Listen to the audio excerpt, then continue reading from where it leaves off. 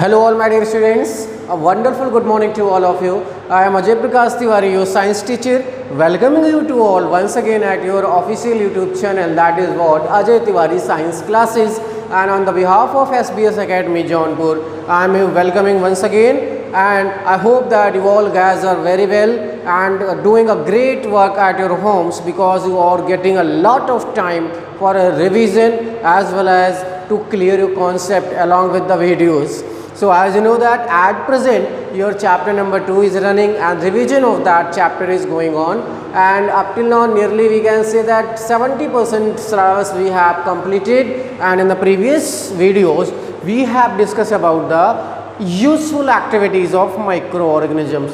So as you know that जहाँ फ़ायदा भी होता है बेटा वहाँ थोड़ा सा नुकसान भी होता है. So today we are going to study about the harmful activities of microorganisms. So as you know that there are certain kind of microorganisms those spoil the food as well as instead of spoiling the food they also cause various kind of disease, or we can say the diseases in plants as well as in animals, both bacteria, fungi, protozoa, all these cause various kind of disease in various kind of plants as well as animals, even in the human being. But their mode of spread is different. Some of the diseases spread through the air, यानी जो disease के microbes हैं उनको हवा के माध्यम से वो एक पर्सन से दूसरे पर्सन तक पहुंच जाता है. Some of the disease spread through contaminated food and water.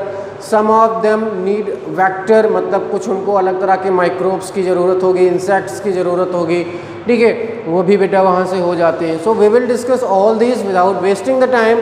I am starting with harmful activities of micro organisms. That spoilage of food, spoilage of food, ठीक है, खाने को खराब कर देना. So there are various bacteria and fungi. There are various bacteria and fungi, those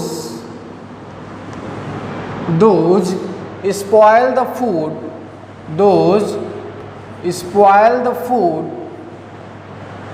as well as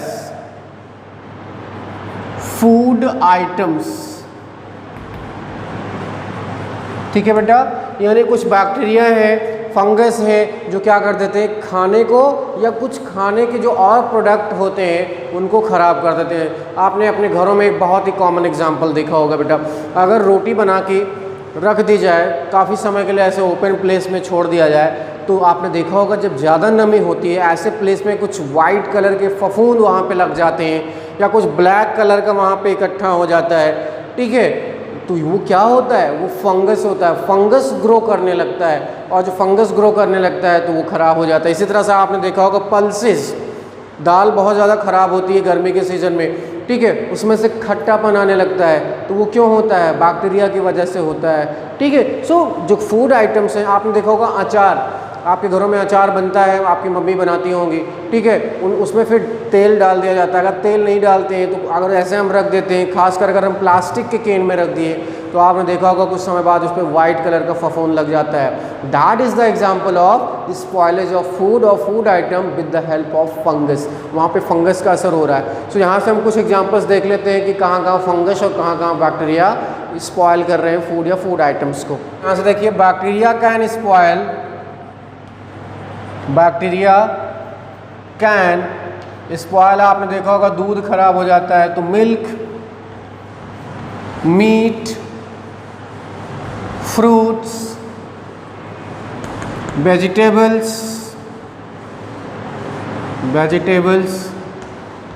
etc. And fungi can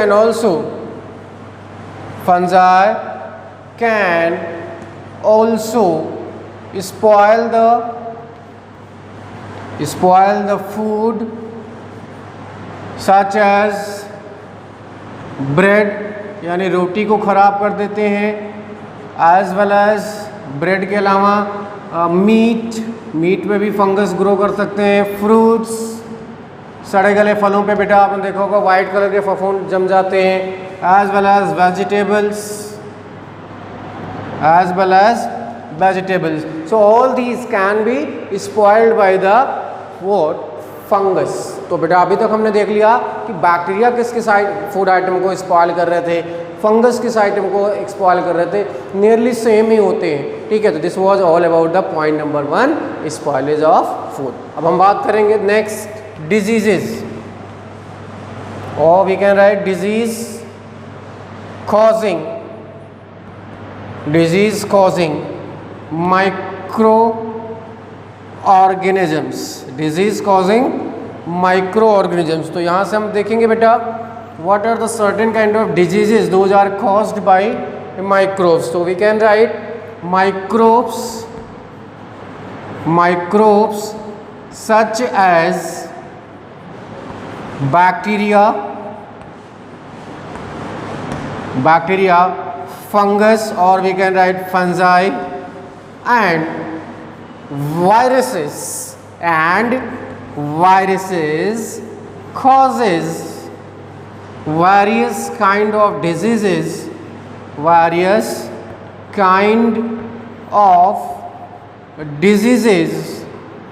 in plants, animals,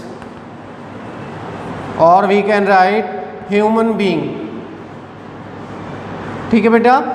तो क्या हम यहाँ से देख सकते हैं, प्लांट्स में डिजीज हो सकती है, एनिमल्स में हो सकती है, it may be in also in the case of human being. तो माइक्रोब्स जो कि बैक्टीरिया है और फंगस हैं, इनके साथ साथ प्रोटोजोआ हैं, वायरसेस हैं, they may cause various kind of diseases in the case of plants, in the case of animals, in the case of human being. बेटा मैं आगे की स्लाइड में आपको दिखाऊंगा कि कौन कौन से डिजीज बैक्टीरिया से हो रही है, कौन कौन से डिजीज वायरस से हो रही है, कौन कौन से डिजीज प्रोटोजोआ से हो रही है, and what are the certain kind of diseases those are also caused by the fungi या फंगस। तो हम आपको स्लाइड के माध्यम से पिक्टोरियल फॉर्म में भी दिखाएंगे, so don't worry about that. After seeing that pictures you will able to understood what are the certain symptoms, what are the certain affected organs in the case of human being, in the case of plants, as well as in the case of animals. Last, mode of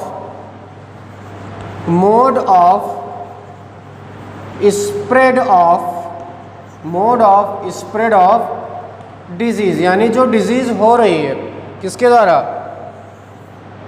द्वारा, micro organisms के द्वारा, वो कैसे एक organism से दूसरे organism तक जाती है। तो पहला देखेंगे एयर, फर्स्ट एयर, तो यहाँ से हम कह सकते हैं air borne disease. So air carry disease causing microbes, air carry disease causing microbes from infected person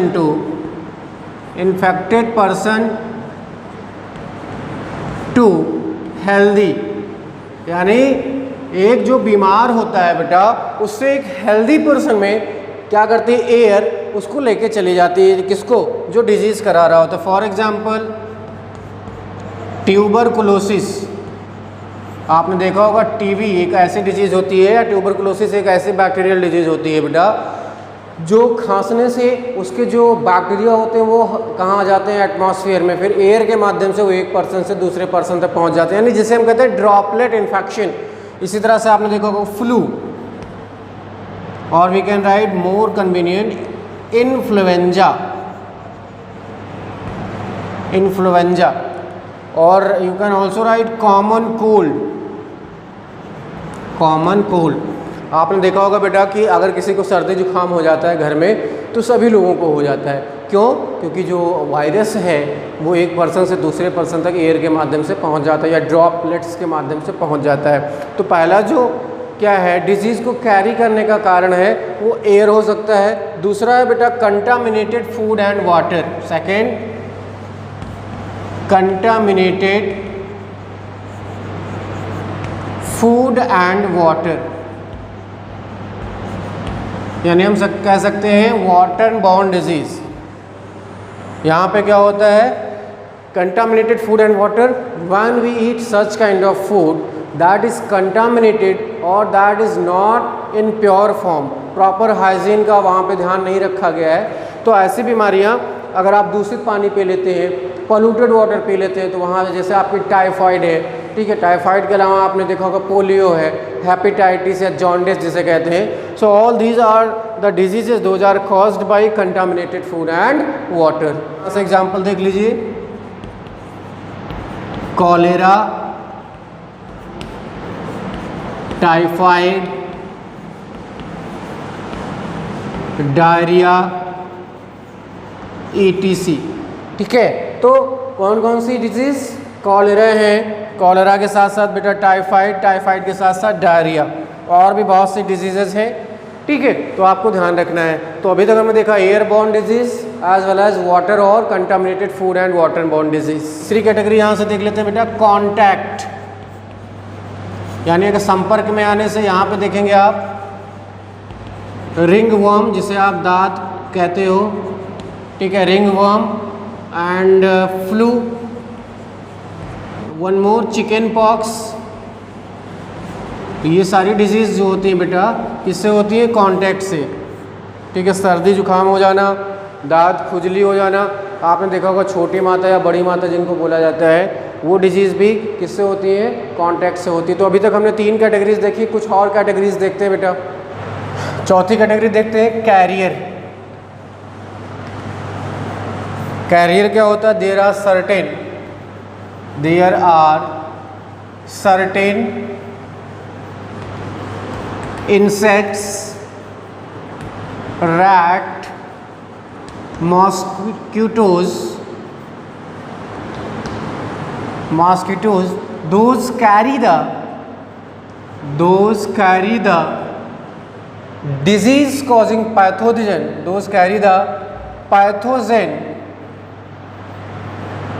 from infected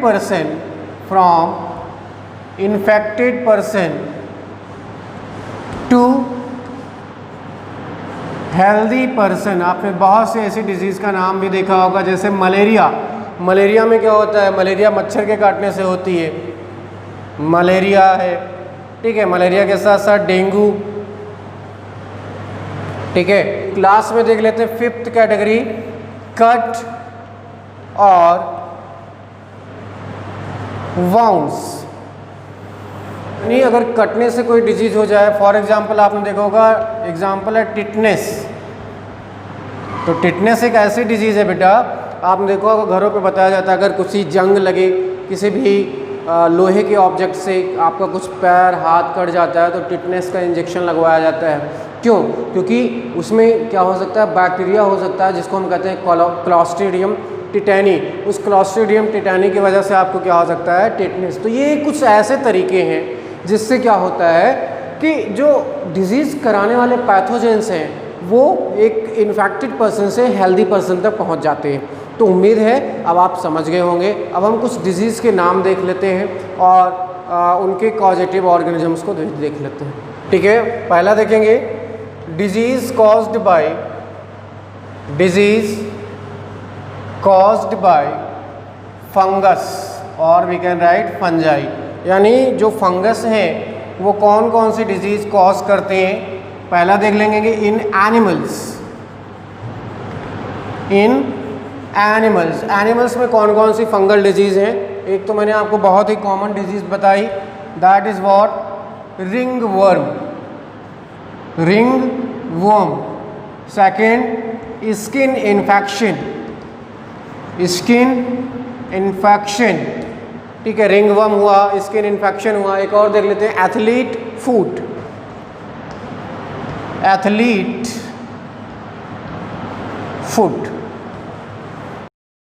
So all my dear students, you can watch here different kind of diseases। आपको ये जो सामने सबसे पहले disease दिख रही है, yellow vein mosaic of भिंडी या ओकरा है, जो कि एक वायरल डिजीज़ है। और इसको आप ध्यान से देखें, ये येलो वीन मोज़ेक ऑफ भिंडी है, जो कि किससे होती है, वायरस से होती है। ठीक है, इसके बाद अभी हम आपको दूसरी स्लाइड में दिखाते हैं। ये वायरल डिजीज़ थी प्लांट्स में। Now you can see another disease in plants but this is caused by bacteria.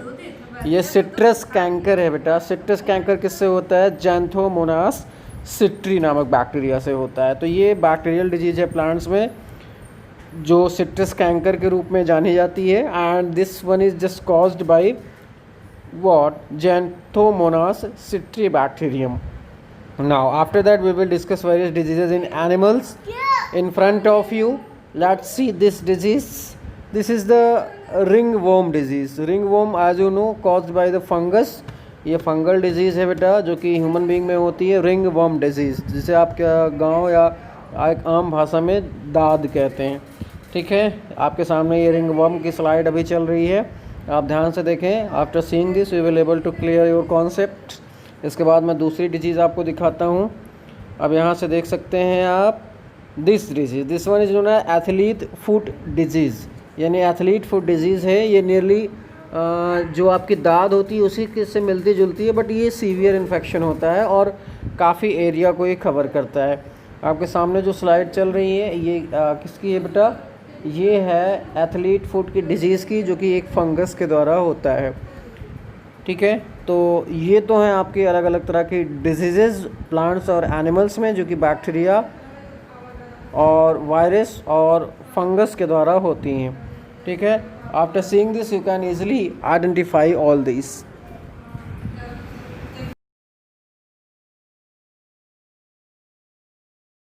Let's consider in plants. In plants हम देखेंगे बेटा rust disease.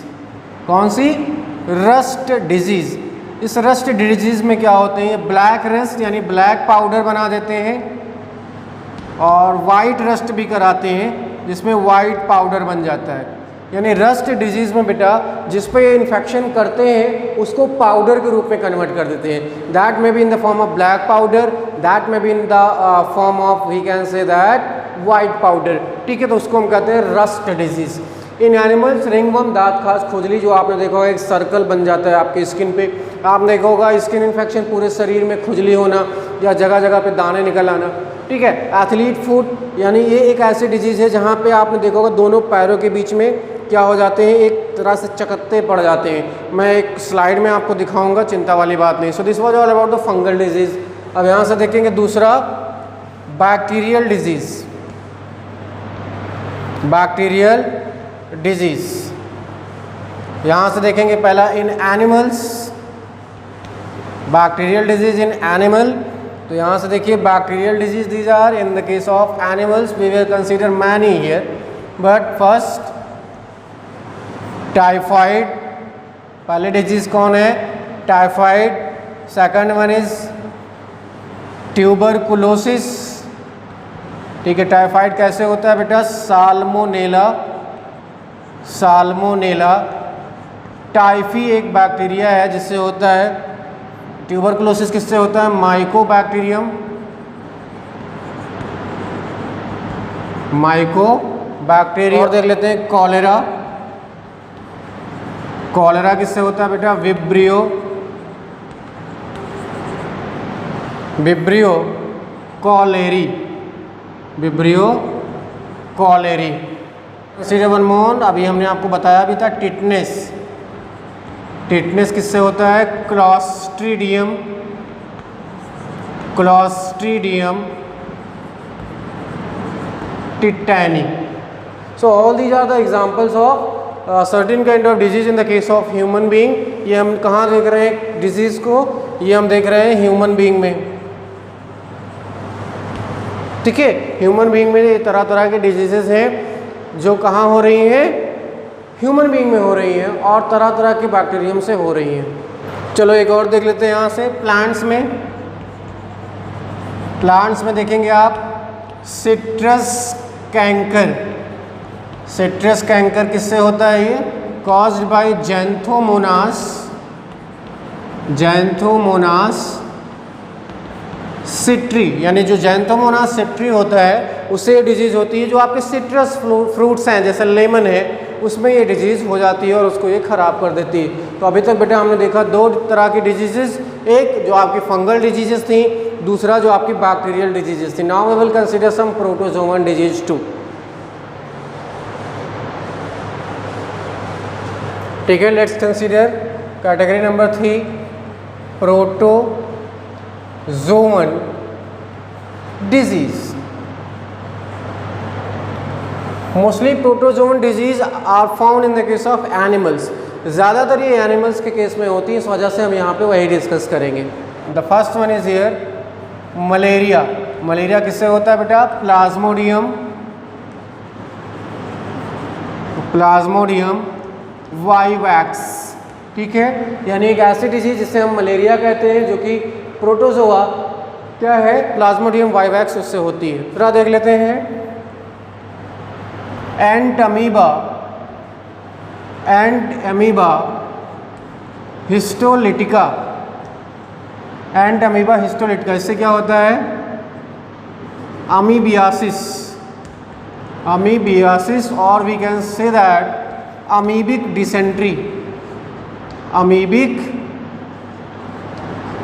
Dysentery.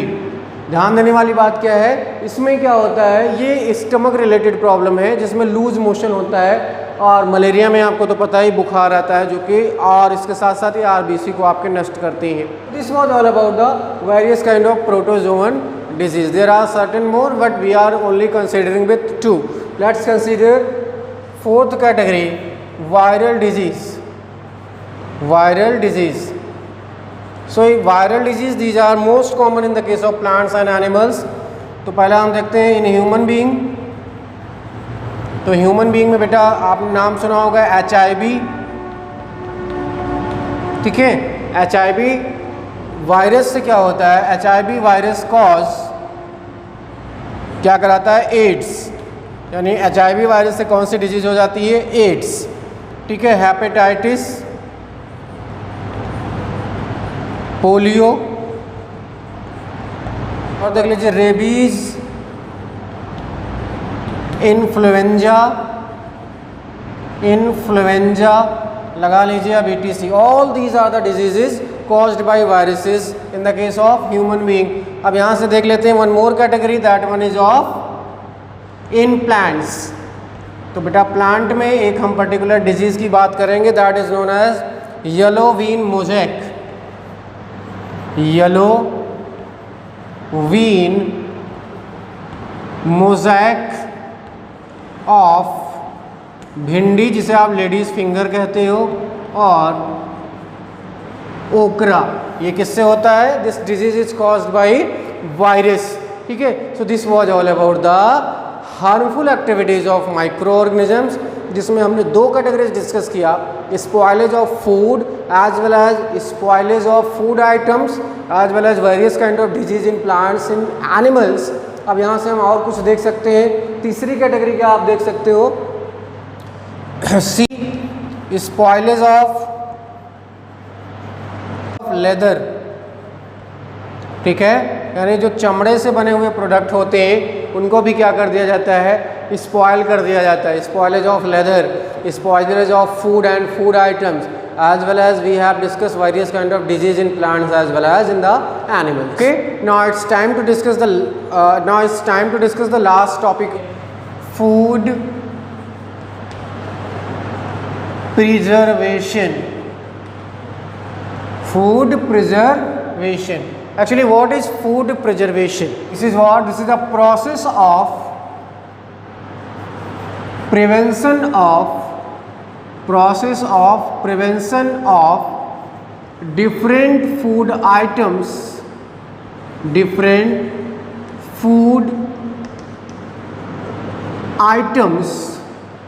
from spoilage। ठीक है, यानी the process of prevention of different food items from spoilage.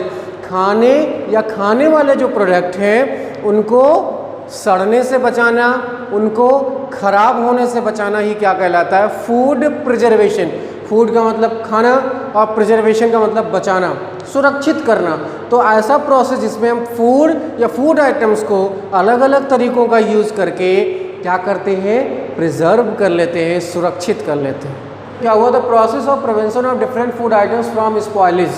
Okay बेटा, this is known as food preservation. How it is done by 4-5 method यहाँ से देखते हैं। सबसे जो कॉमन है, फर्स्ट सन ड्राइंग। पहला क्या है, सन ड्राइंग, यानी धूप में सुखा लीजिए। What is the motive of this, to remove moisture. We use this technique sun drying. ठीक है, हमको अगर मॉइस्चर ज़्यादा है, जैसे आपने देखो अगर गेहूं को स्टोर करना है तो उसको पहले हम सुखाते हैं।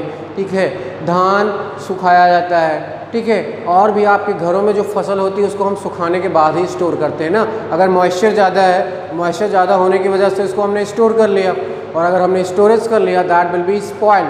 So we have to just ensure the proper moisture and we can just ensure the proper moisture by drying. उसको हम क्या कर देते हैं, सुखा लेते हैं। और सुखाने के फलस्वरूप क्या होता है बेटा, the moisture content will now it very less, and if moisture content is less then there will not be any infection और there will not be any attack of certain kind of bacteria, certain kind of fungus as well as certain kind of other microorganisms. Next we will discuss here.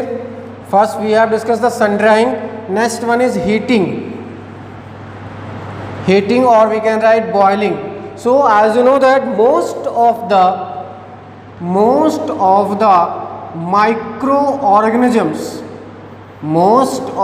microorganisms dies at the temperature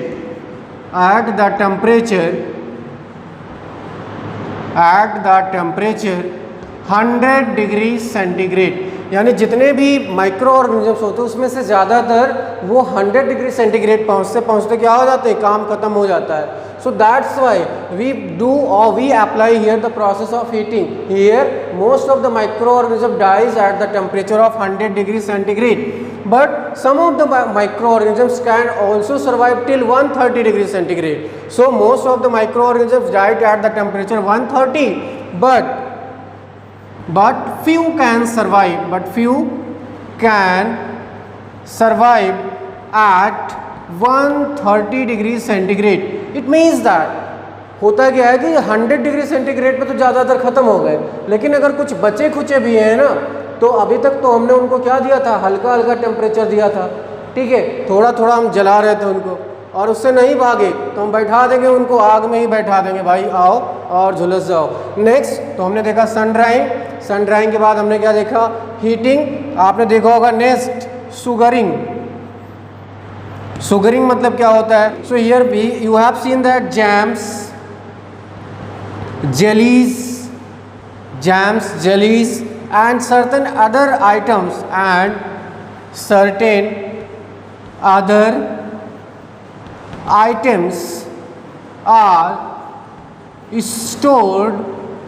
in sugar, ठीक है। आपने देखा होगा jam, jellies, ठीक है। Even आपने देखा होगा रसगुल्ला, छेना जो बनता है, इसको हम कहाँ रखते हैं, चाशनी में रखते हैं ना। एक घोल बनाते हैं, उसमें इसको डुबो देते हैं, उसको मीठा तो करते ही हैं बेटा, इसके साथ साथ उसको लंबे समय तक सुरक्षित अगर आपको रखना है, चाशनी में भिगो के रखिए, वो लंबे समय तक आपका ताज़ा बना रहेगा। क्यों, stored in sugar that inhibit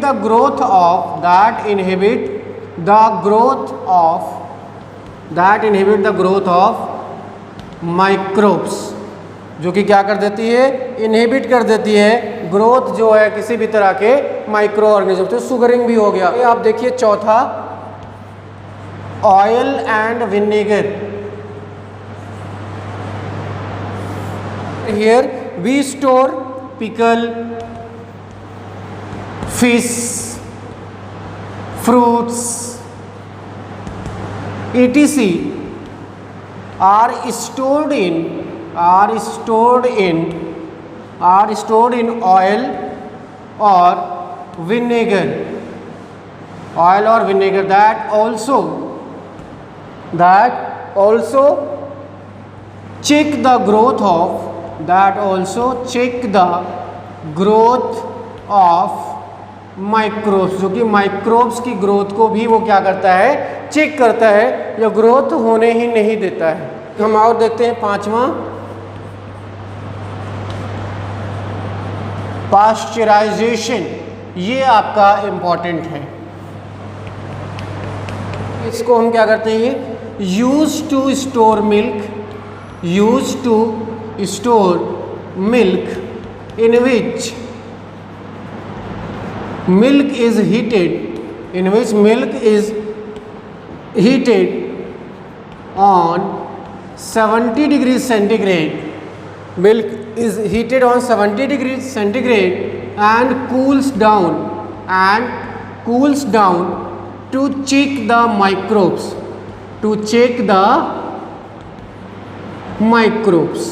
ठीक है। यानी पास्चराइजेशन क्या है, pasteurization is the technique of heating of milk at 70 degrees centigrade and then suddenly cools down for checking the growth of microbes। यानी माइक्रोब्स ना ग्रो कर पाएँ, इसके लिए हम मिल्क को क्या करते हैं, 70 डिग्री सेंटीग्रेड पे कुछ समय के लिए हीट करते हैं और उसके बाद उसको ठंडा कर लेते हैं। एक और भी देखा जाता है आपका 6, जिसे आप कहते हो फ्रीजिंग। क्या कहते हैं, freezing. Freezing also help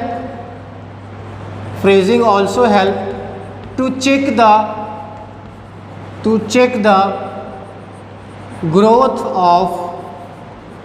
the growth of microbes। यानी फ्रीजिंग से भी क्या होता है बेटा, आपको स्टोरेज में हेल्प मिलती है, ठीक है। ये वो 6वीं कैटेगरी। एक और देख लेते हैं 7वीं कैटेगरी। यहाँ केमिकल्स का यूज भी हम कर सकते हैं। Chemicals, sodium benzoate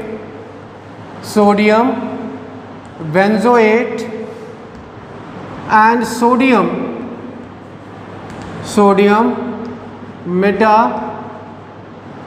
metabisulfate is used in preservation। यानी ध्यान देने वाली बात क्या है बेटा, ये 2 लाइनें आपको याद रखनी है। First pasteurization and the second one is here, this was very important here, that this chemical method।